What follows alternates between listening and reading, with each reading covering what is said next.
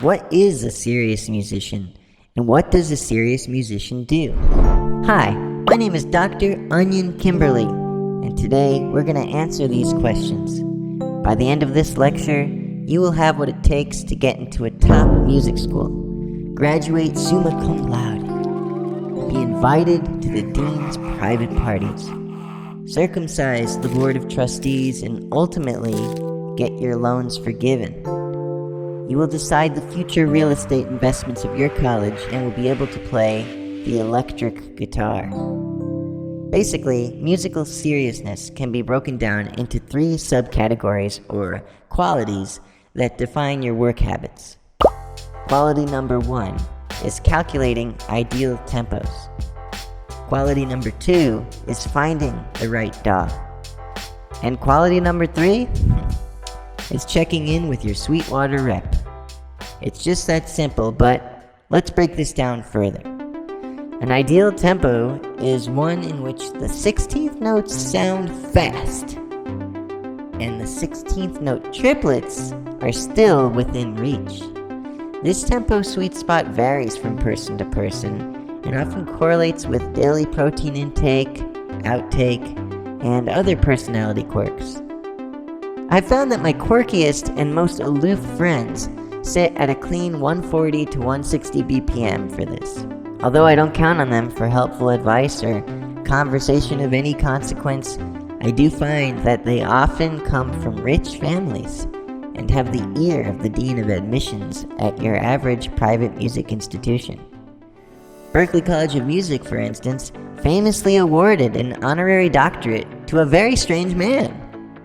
This man allowed himself to take social shortcuts and humbly boast about his inability to tolerate small talk. Many board members took note of this and found him to be refreshingly honest and the kind of genius that will help our endowment continue to grow for years to come. For my modest friends who have a good work ethic earned from years of struggle, 90 to 120 BPM are decent tempo fits. They definitely have a strong awareness of their own limitations, which allows them to pick ideal tempos quite naturally. My previously mentioned vapid savant acquaintances, however, tend to overguess their capabilities and measure their ideal tempos based on their maximum speed playing 3 consecutive whole steps. I often find myself puzzled at their lack of groove, but uncannily aroused by their charisma around groups of wealthy older gentlemen. Quality number 2 is finding the right DAW. Pro Tools works nicely for people who believe in the dream of owning real estate or go to brick and mortar establishments every now and then. It is a DAW that has no ethos or discerning personal qualities besides a guarantee in the name that these are indeed tools, and somehow, some way, they're the tools the pros use.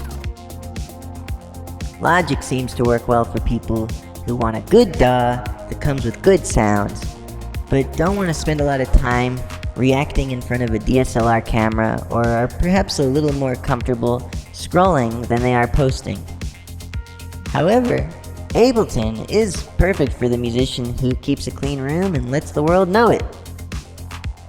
Reaper is a good DAW for musicians, but it's not as serious as the others since it requires less financial commitment and is practically common knowledge at this point in 2021 that if it don't cost, it gets lost.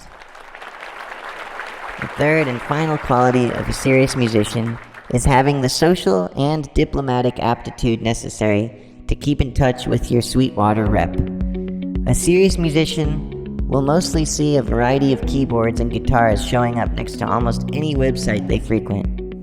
They will grin to themselves, knowing the advertisements can't work on them. But every now and then, in a moment of imagined inspiration, they'll buy just one of these products, and in that moment, a friendship will bloom. For they will find not only a confirmation that they committed themselves to debt, a large box, and a tiny bag of candy, but also to a relationship with a person with a headset and a big grin saying, "I'm your sweetie waddy boy. What can I do to be sure you buy again?" This relationship can last for decades and often improves after a serious divorce. Now that you understand the lecture, I will sing you a song about my life. I was born 1989 in hospital. I made some noise with my mouth and cried long time. It was music to my mom's ears, and she called it song, and it made me feel good. Now I can talk and sing all over the whole world. I love to tell the kids that they sing so good. I want to encourage everyone to joke around to laugh about how funny music careers are, so weird and awkward.